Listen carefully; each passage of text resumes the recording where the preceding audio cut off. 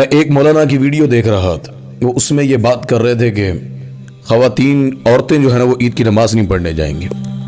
بالکل نہیں جائیں گی، کیونکہ عورتیں چاند رات کو بازار جاتی ہیں، تھک جاتی ہوں گی، بازاروں میں جانا ہوتا ہے، کالج جانا ہوتا ہے، اسکول جانا ہوتا ہے، شادی بیاہوں میں جانا ہوتا ہے، ہر جگہ پہ جائے گی، عید کی نماز پڑھنے نہیں جائے گی۔ کیوں؟ اور ساتھ یہ بھی ہے نا، اس نے تھوڑی روزے رکھے ہوں گے، اس نے تھوڑی قیام کیا، اس نے تھوڑی اللہ سے دعائیں کی ہیں جو وہ عید پڑھنے آئے اور اللہ سے اپنے روزوں کا اجر لینے آئے، اسے گھر میں چھوڑ کر آئے ہیں آپ۔ یہ کیسی پتہ نہیں تعلیم ہے، کیسا نظام ہے، کیسی عقل ہے، یا پتہ نہیں صحیح حدیث پڑھتے نہیں ہیں۔ جس طرح مرد کو بھائی عید نماز پڑھنے کا حکم ہے نا، اسی طرح عورت کو عید نماز پڑھنے کا حکم ہے۔ آپ کو شاید اس بات کا بھی علم نہ ہو، اگر عورت کے مخصوص دن ہیں، پیریڈز کے ڈیز ہیں، وہ ان دنوں والی عورت بھی، لڑکی بھی، وہ عید کے پنڈال میں ضرور جائے گی، نماز نہ پڑھے ہو وہاں پر، وہ نماز میں جو صف کا حصہ وہاں شامل نہ ہو، کیونکہ اس نے وہ نماز نہیں پڑھنی۔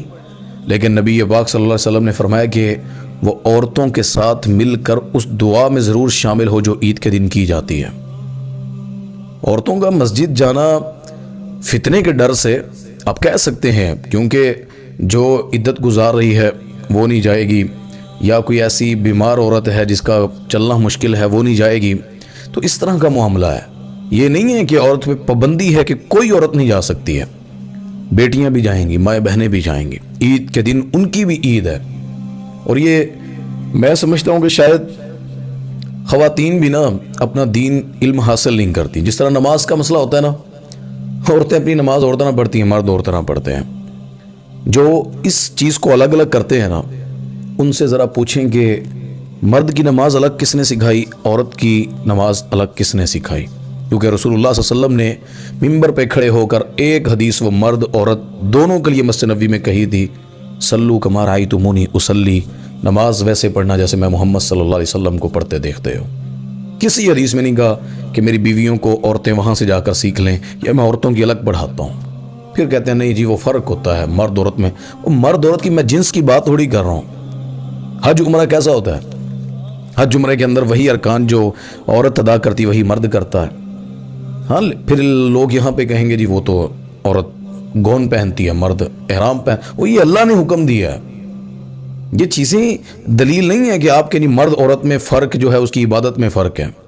جو احکام اللہ نے بتلا دی ہے عورت کے لیے وہ الگ ہیں۔ عورت اپنے ڈیز خاص میں وہ نہیں نماز پڑھتی، اب مرد اس میں پڑھتا ہے، اپنا پوری زندگی پڑھتا ہے، اس کو معاف نہیں ہے۔ تو یہ فرق جو عید کے دن بھی کرتے ہیں نا، عید کی نماز نہیں پڑھنی، عورت نے مسجد نہیں جانا، اور فقہ حنفی کے تحت یہ دیگر باتیں لے کر جمعہ واجب نہیں تو عورت پر عید کہاں سے واجب ہو گئے؟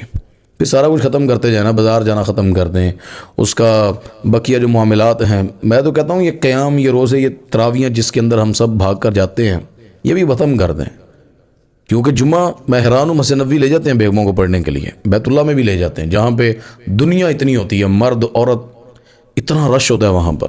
تو یہ بہرحال کچھ جگہ ہیں جہاں پر عورت جا سکتی ہے، ان میں سے ایک مسجد ہے جہاں وہ جمعے کے لیے جائے، اور ایک ایسی جگہ عید کی ہے کہ جہاں جا کر وہ عید کی نماز پڑھے۔ تو میں اپنی تمام مسلمان ماؤں بہنوں کو گزارش کروں گا، اپنی عید خراب نہ کریے گا، خود تیار ہو کر خوشبو نہ لگائیں، عورت خوشبو لگا کر نہ جائے، عورت اپنی ویسی زینت بنا کر عید کے دن پنڈال میں نہ جائے، نارمل بھی اپنی عزت آبرو کا خیال رکھے، لیکن عید کی خوشیاں اس عورت کے لیے، ماں بہن کے لیے بھی ہیں، وہ صرف سحری پکانے کے لیے تھوڑی تھی، اس نے بھی اللہ سے اجر لینے جانا روزوں کا، اس نے بھی اللہ کے لیے روزے رکھے ہیں، روزے اس پر بھی واجب تھے، تو انشاءاللہ عید بھی اس کی ہوگی۔